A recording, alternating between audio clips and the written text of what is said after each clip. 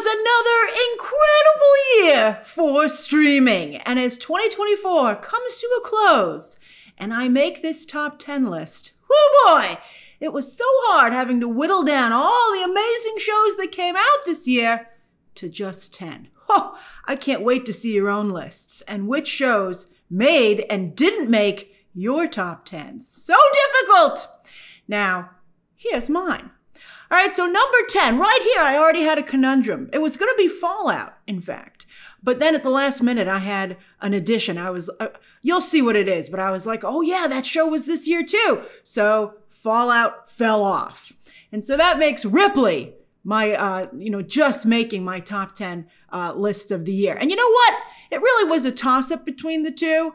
But I so want Ripley to be discovered by people. So I put it on here in the hopes that I would convince maybe, some more of you to watch this amazing show. So brilliant show. But unfortunately, not a lot of recognition, particularly with audiences. To be fair, Netflix did not advertise this show at all, which is very frustrating. They rescued it from Showtime, but still, advertise your shows. The show is so good, though, that it's been getting awards nominations anyway, and so far even picked up several Emmys, including Best Director for a Limited Series from Mr. Steve Zaillian.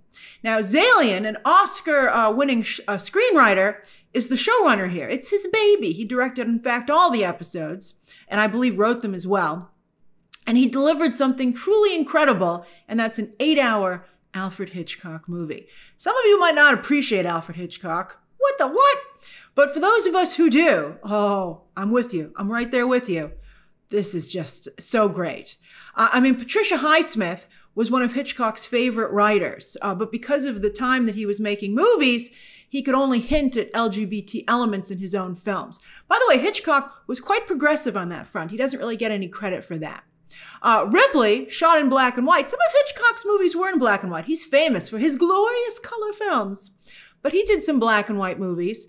And I fear that the black and white cinematography might have hurt Ripley with modern audiences. Some of you just dismiss black and white cinematography on sight, which is such a shame because they're such incredible black and white films. And the cinematography here, oh my God! It's just visually stunning, like Hitchcock's films. And it makes incredible use of its European locations. Ugh.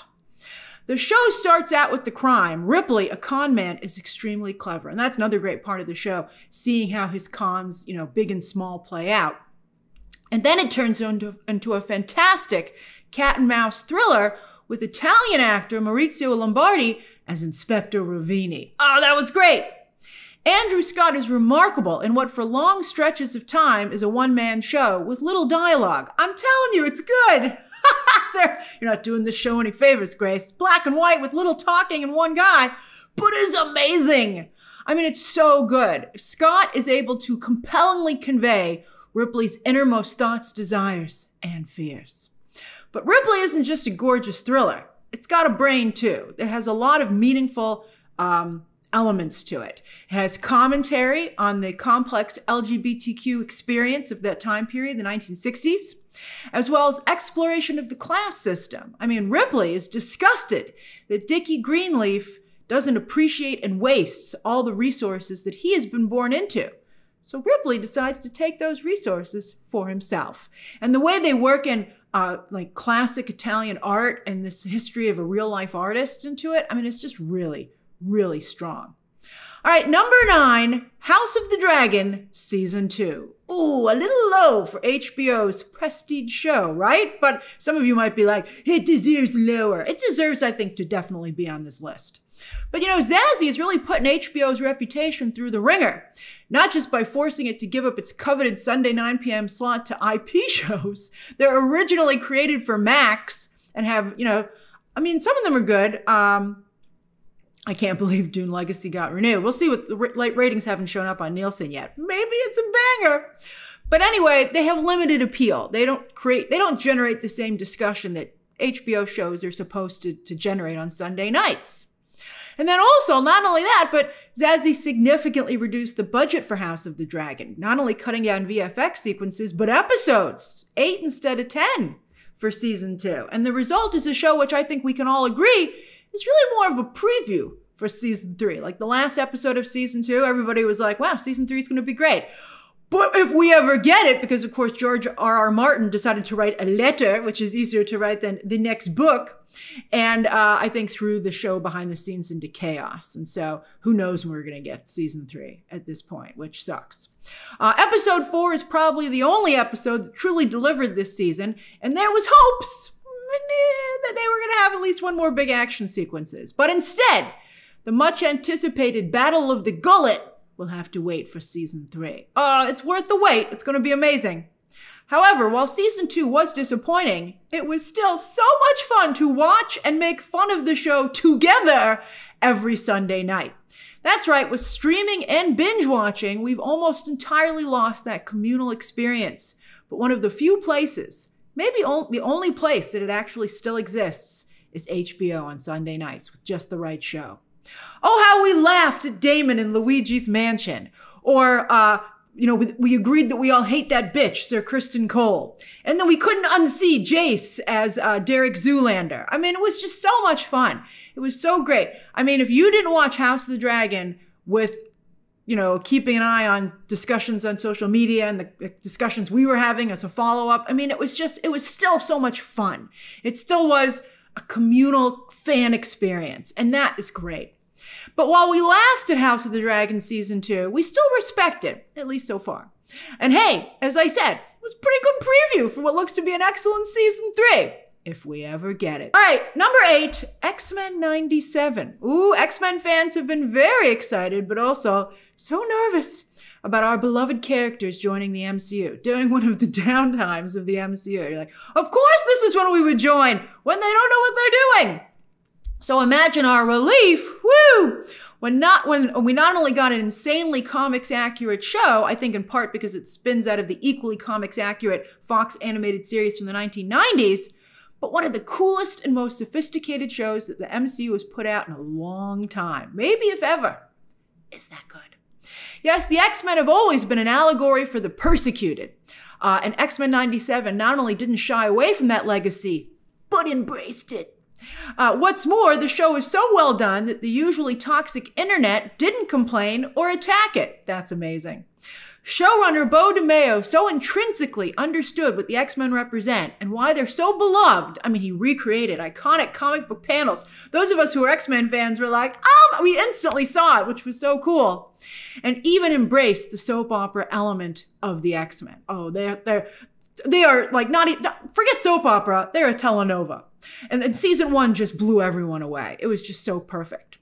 Now, of course, it wouldn't be modern Hollywood without some behind-the-scenes scandal. This one a real doozy. And DeMayo is no longer with the show, leaving its future uncertain. In fact, the rumor has it that DeMayo's season 2 has been heavily rewritten. I wouldn't have touched that. I mean, that's a complex situation, but I can tell you I haven't seen it, but I'd be really reluctant to touch it considering how good season 1 was. In fact, some of us even wondered if maybe DeMayo had managed to sneak by certain elements of season 1 past Disney, as X-Men 97 is not only much more hardcore and forward-thinking, but is so in a genuine way instead of checking boxes, which is, usually what Disney does. We're like, how did you get Disney to approve this? Perhaps because they didn't know what they were approving? Episode 5, Remember It, sent such shockwaves through the fan community, it was like X-Men 97 was a live-action show. That was incredible.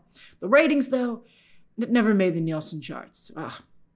But the sophistication also of Charles and Eric's discussion on the astral plane at the end of the season is a quiet, sophisticated stunner, showing that X-Men 97 was able to deliver on multiple levels. It's just so good.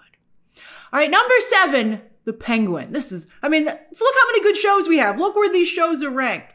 All right, so you're like, what could be better than these shows? Stick around and find out. All right, so number 7, The Penguin. I think we all worry about DC heading down the same path as Sony, where they have villain-centric projects without the hero, right? You're like, where's Spider-Man? Where's Batman? But so far, at least here, so good. What saves the Penguin is that Colin Farrell's Oz Cobb never gets the anti-hero treatment. He's a villain, and he stays a villain. In fact, Matt Reeves, along with showrunner Lauren LaFranc, who for some reason gets absolutely no credit for this show, even though she's the one who created it, deliver the most evil version of the Penguin ever, from comics to animation to live action, finally elevating the character to be worthy of Batman's rogues gallery. We're always, in the past, we were always like, what's the Penguin doing in there? I mean, he's such a classic character. He's got to be in there for legacy rights, but you're always like, and the Penguin. But now you're like, and the Penguin. Sure, it was Tony Soprano Gotham style, but it worked. It was great. The ratings, though, not great. However, all the awards noms that it's getting, maybe it'll get some wins, is balancing that out a bit. It also helps that Batman has the greatest rogues gallery of all time. I said what I said, although I really doubt anyone but a sliver of you would disagree with that statement, because it's just so astoundingly true. And the villains for Batman have a long history of being able to support their own story. So it's not as weird as Spider-Man's villains going out on their own. They don't usually do that, but Batman's villains, they have a lot of their own stories already. I still love my idea of all the Batman villains getting their own HBO limited series, just like they have in the comics. That would be great. But so far, Clayface is getting a movie, which is in the Gunverse, not the Reeves-verse, but still produced by Matt Reeves. DC is a mess. What else is new? But at least in Matt Reeves' corner, the Batman Robert Pattinson corner, we're getting top-notch Batman stories. I also have to give a shout out to Kristen Milioti, who won over the hearts of fanboys, toxic and non-toxic, elevating Sophia Falcone to fan favorite status. It'll be interesting to see what happens with this character going forward. Selena Kyle's half-sister, that's pretty good. And if she starts maybe showing up in the comics more, that would be very exciting. Renzi Feliz also really impressed as Oz's own boy wonder, Victor. All right, number 6, Monsters, the Lyle and Eric Menendez story. I'm including it. It was amazing. And say what you will about Ryan Murphy, but when he's good, he's very good. On the surface, Monsters is a soapy 1980s tabloid fever dream. I mean, come on, that's incredible. With, I would say, the best use of Blame It on the Rain ever. Using Milli Vanilli from the Menendez brothers? That's an amazing, such a meta fantastic idea. Just think about it for a minute. It's incredible. But beneath the shiny surface, the shiny pulpy surface, Monsters does an excellent job of spotlighting abuse and how it can also happen to boys and men, and how even as recently as the 1980s, that was something a lot of people couldn't process. When you watch Monsters, you realize how far we have come in such a short period of time, not just in terms of discussing and understanding abuse, but emotional trauma. We have become a more empathetic society, highlighted by the fact that Monsters generated so much support for the Menendez brothers that their sentencing is actually going to be reviewed, and they might even be released for time served, 35 years at this point. Also, like his first American crime story about OJ, Monsters highlights the effects of recent historical events on current society and pop culture. It's incredible to see the effects these things have had. It's just really, it's amazing. It's like a current history class. I mean, it's really strong. I wish people weren't so dismissive because of the pulpy, soapy aspects of Murphy's work. The show is incredibly well written and directed, and Javier Bardem and Chloe Sevigny definitely elevate the material. But it's the discovery of Nicholas Alexander Chavez, and especially Mr. Cooper Koch, that made Monsters lightning in a bottle. And I hope this is just the beginning of their Hollywood careers. You were robbed, Koch! You should have gotten American Psycho! But I'm sure he'll get something else exciting. All right, number 5, Interview with the Vampire, Season 2. I included it. This is the show I almost forgot about because I didn't watch it when it came out. I just discovered this show, thanks to Season 1 now being on Netflix, as so many shows are discovered, and many of you were imploring me to check it out. You had been beating that drum for a while, but during Halloween this year, I wanted to watch something spooky that I hadn't seen before, and I've seen a lot of stuff before. So I was like, oh, I didn't see Interview with the Vampire. So many of you had been telling me to watch it, I decided to give it a whirl. Wow! I binged it as fast as I could, and then I purchased Season 2 because it's not on Netflix. And in the middle of writing this top 10 list, I was like, oh, because I was thinking actually about Anthony Starr, and he's nominated for Critics' Choice. And I was like, so is Sam Reed, and that makes me so happy. Oh my God, Interview with the Vampire, I forgot to include it. And I looked it up, and season 2 did come out this year. And I put it at number 5 because yes, the show is that good. This is top-notch streaming content. Like the best of streaming content, it feels more like a movie than a show. Both seasons, but we're talking about season 2 specifically because that's the one that came out this year. Watch them both. But season 2 is an 8-hour movie with incredible production design that will just blow you away. That's what first enamored me to the show when I turned it on. You know, at first I wasn't sure, but I was like, the show, how much money did they spend on this? It was similar to the effect that when we watch Shogun, and the show just right away, as soon as you see it, you're like, this show is taking itself and the fandom very seriously. And that's just really, I think, makes you dial in more. If you've seen the movie, season 2 is the second half of that story, with Louis and Claudia in Paris, meeting the vampire theater troupe, and then their trial. I was in tears for the last 2 episodes of season 2. One of the best things I can say about Interview with the Vampire, both seasons, is that you can tell its literary roots, as the show has the richness and depth that is often only reserved for books. And in fact, you know, I'm actually right now rewatching the Harry Potter movies. I have not seen them since I first saw them when they originally came out. They're much better watching them the second time around. And I was like, they shouldn't touch these. But now that I think about Interview with the Vampire and how much richer and how much more depth the streaming series has because it has more time to adapt the material, maybe we should let HBO and Warner Brothers cook with a Harry Potter streaming series. If it's as good as this, we're all going to just be over the moon. And of course, a big part of Interview with the Vampire's success is its amazing cast. Sam Reed as Lestat is the breakout star. He is the Homelander of this show. But just like The Boys, the reason the show is so great is because there's an amazing entire ensemble. But I really want to give a shout out also to Game of Thrones' Jacob Anderson as Louis. Race-bending Louis and Claudia actually is a brilliant idea, and I think, again, makes the show and the story even better.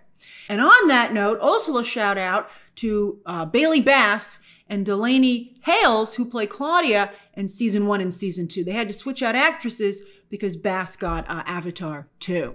But I have to say, it was jarring, but Hales, especially towards the end of season 2. Incredible, incredible, incredible work.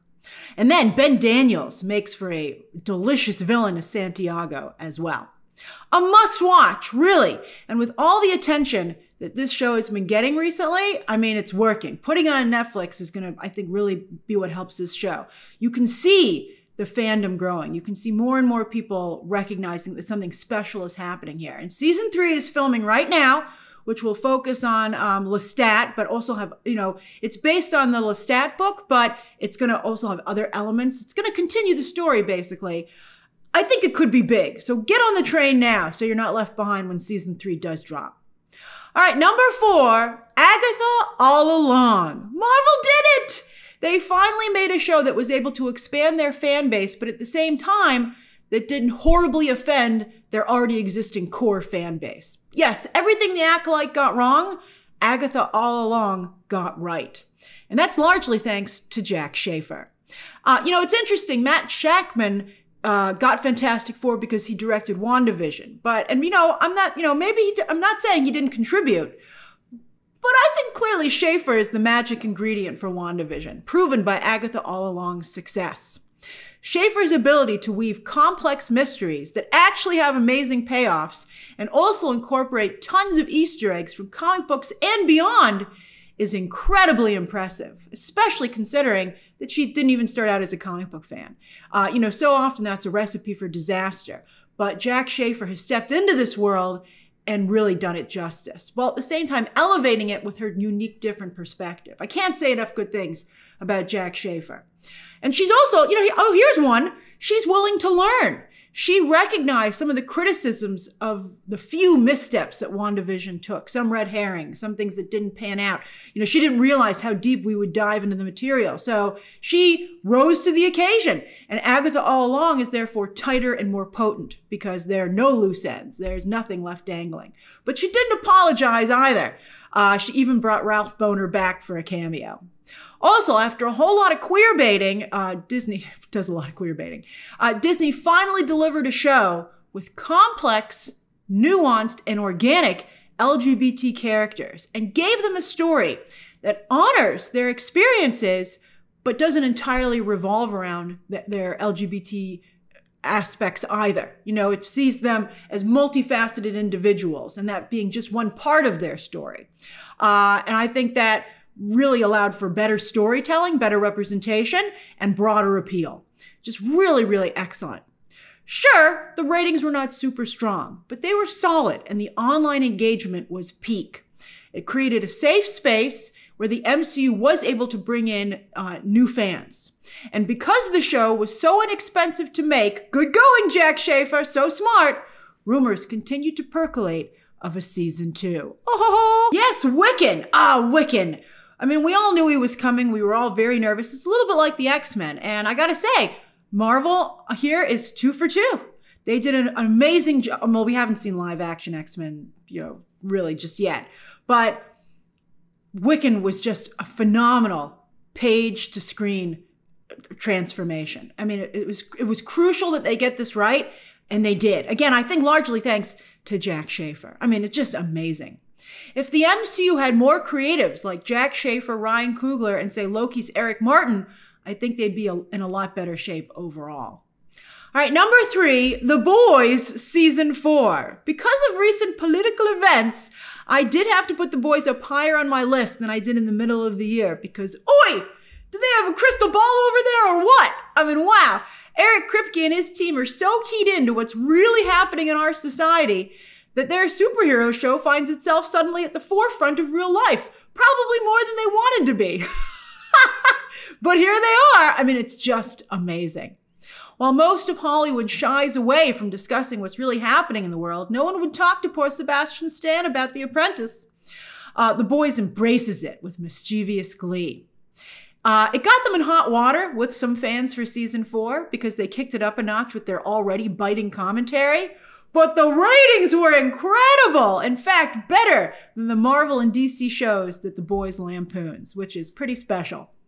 Homelander continues to be a glorious meme and GIF machine. I mean, we got so many good new ones this season, but I think this one is everybody's favorite. We can all agree we like this one the most. And Anthony Starr is on the verge of finally getting industry recognition for his work. Spotlighted at the Emmys this year as the top TV villain. That was so fun. And once again, getting some noms for the show. Oh, I hope with season 5, it takes him all the way. Unlike other shows, The Boys, in my opinion, just keeps getting better and better season after season. I know some of you complained a little bit, but I just think it's so good. And while they're becoming the very thing they lampoon, creating their own cinematic universe, thankfully, at least so far, that hasn't cost them any of their edge. In fact, The Boys is so real and so bold that it's hard for Marvel and DC to compete, feeling milquetoast, under the restraint of their parent companies trying to protect the IP to the point of hampering the IP. Only Ryan Reynolds is equally bold and tapped in. Deadpool and Wolverine, I think, managed to match The Boys and was also very popular. All right, so the final 2. This was tough. This was very, very hard. I wasn't sure. I kept switching back and forth between the 2, but ultimately, I stuck with my gut feeling. And so number 2 is Shogun. I know, runner up. I mean, I love Shogun. It's number freaking 2. Every streaming service, we'll talk about number 1 in a moment. Every streaming service has wanted their own Game of Thrones. Even HBO, once they ruined Game of Thrones and then it ended, they were like, we need a new Game of Thrones. And House of the Dragon, I think to some degree has served that purpose, but Hulu actually did it with Shogun. Remember when they were talking about the show and they had that, the upfront presentation and everyone was like, oh, they're just trying to have their own Game of Thrones. But they did have their own Game of Thrones. They did it. I mean, that's what it is, and it's fantastic. There might not be any fantasy elements in Shogun, but feudal Japan is such an incredible, unique world that it often does feel like fantasy. It's just incredible. I think it helps that Asian cinema has long been very popular and admired in the West, so this historical fiction show blends that predilection with our current love of fantasy shows. It's just perfect. The show also feels incredibly authentic, with top-notch Japanese actors finally getting a chance to really sink their teeth into meaty Hollywood roles. And the show also is mostly in Japanese. And just like with many of the shows I'm spotlighting on this list, the cast is crucial. The core cast in particular. Great cast across the board, but the core cast here is amazing. Hiroyuki Sanada, also a producer on the show, Tadanobu Asano, and new discoveries, Anna Sawai and Cosmo Jarvis. They made this show special. Also, they generated their very own special meme. You know, it's really key to being able to have that social media interaction if you want to make your mark pop culture-wise. This show is so good that even though it was supposed to be a limited series and they covered the single book, they're working on developing a second and maybe even a third season. I know some of you are appalled by that, but I say, bring it on. I'm excited. All right, so the best show of 2024 is Squid Game Season 2. I'm sticking with this. I love this show. For some reason, a lot of you turned on it. Like, as soon as it dropped, it became really popular to say this season was not as good. I'm not sure. What do you think? I mean, maybe it's because it's more progressive. Maybe it's dealing with the toxicity that a lot of shows have had to deal with. Maybe you just really hated that cliffhanger ending, which was brutal. But, I mean, again, it just for some reason became popular to hate on this season when it dropped, at least on social media. But I see whispers of admiration and glee, people saying, well, I liked it. So we'll see what the ratings for this show are. Maybe that was just an initial wave and it'll come around to everybody realizing how freaking brilliant it is. All right, so why do I feel? You know, I thought about it. I was like, is this recency bias? I was worried about it, and I thought about it, and I thought about it. It's a little bit like Dune and Wicked, you know, trying to think about it. And I feel Squid Game Season 2 is the best, and here's why. First off, it's how I felt watching the show. Now, to be fair, Shogun was a weekly release, whereas Squid Game is a binge, and you could just keep hitting play. But I didn't have to. I could have taken a break, but I couldn't, because the mini cliffhangers sprinkled throughout the season were just amazing. I was on the edge of my seat watching this, not just the end of each episode, but throughout each episode. I mean, I just thought it was amazing. And I was in awe of how creator Hwang Dong-hyuk had elevated his own show. Sure, there are less games, but I feel that the games that they do have are more complex and the sequences go on for much longer and have a lot more commentary and nuance. So, I mean, I felt very happy. Like, to me, Six-Legged Pentathlon and Mingle were mega games and made for incredible storytelling. I mean, I thought those were amazing. To see anybody complaining about the games really shocked me. And Rock, Paper, Scissors -1? I mean, what do you guys want? Then on top of that, the social commentary this season was amazing. You can see a theme here. I really like the social commentary. I appreciate it. I don't like him to be pretty, but smart. And I just thought that the show was able to cover multiple complex topics effectively, compassionately, but also frankly, which is often missing, I think, from a lot of storytelling. You know, they're like, you know what we're talking about. You're like, just say it. And they're like, we can't. But, you know, like the other shows that I've spotlighted here, a couple of them, you know, Squid Game Season 2 did say it. I'm also in awe of how the show has taken on a global feel. And, you know, that's interesting. The Boys, I also said, kind of had that, you know, was very current, you know, but I think Squid Game Season 2 felt like it was being written as I watched it. Like, I felt it was just so current. You know, like The Boys was kind of like a surprise. This is actually more current and relevant than you thought. This, when I was watching it, I was like, oh my God, is it just like as Hwang Dong-hyuk thinks it? Is it just somehow appearing on my screen? It was that timely. It was amazing to see that. It's going to be a tough wait for Season 3, right? Which is actually technically the second half of Season 2. But they've already filmed it, so we shouldn't have to wait too long. I can't wait. And those are my top 10 shows of 2024. What do you think of my list?